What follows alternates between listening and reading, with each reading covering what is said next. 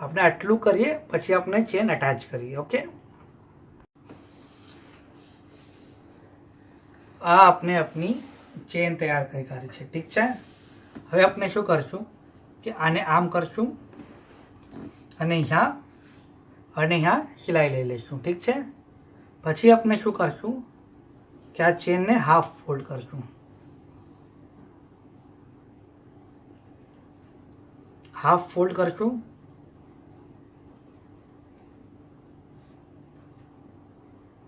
Half fold કરી કાઢી centre લઈ લીધું. ઓકે, પછી આપણે શું કરશું કે આપણી બેગ છે એનું આપણે સેન્ટર લેશું. 1 અને 2. આ બે સેન્ટર લઈ લીધું આપણે બેગનું. ઠીક છે. પછી આ સેન્ટરને, આ જે સેન્ટર છે એ સેન્ટરને આના પર મૂકશું અને ચેન આમ ફરાવશું. 1 2 અને પછી આ બીજા એન્ડને ફરાવશું.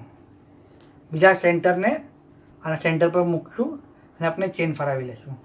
પહેલાં આપણે આને ફોલ્ડ કરીએ, સ્ટિચ કરીએ અને એક સેન્ટરને મલાવીએ, પછી આપણે બીજા સેન્ટરને મલાવશું. ઓકે, આપણે આ ચેનને ફોલ્ડ કરી છે અને આપણે એક બાજુથી અટેચ કરી કાઢી છે. હવે આપણે શું કરશું કે જો આમ છે, આપણે આગળ વધતા જઈશું.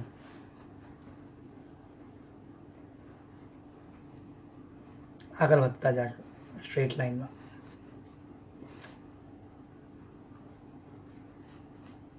આ જો આ આવશે ને અંદર, તેને અંદર નાખી દેજો.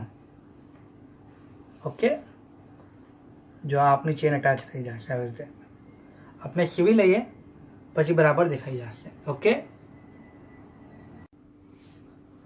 આપને પૂરી ચેન અટેચ કરી કાઢી છે. ઓકે, આપણે આ ચેન અટેચ કર્યા પછી શું કરવું છે કે આ પટ્ટી છે એના નીચે બાજુ, જો નીચે બાજુ, यहाँ बाजू बी आपने पूરું सिलाई લઈ લીધું છે. ઓકે, જો આ આપની ચેન અટેચ થઈ ગઈ છે.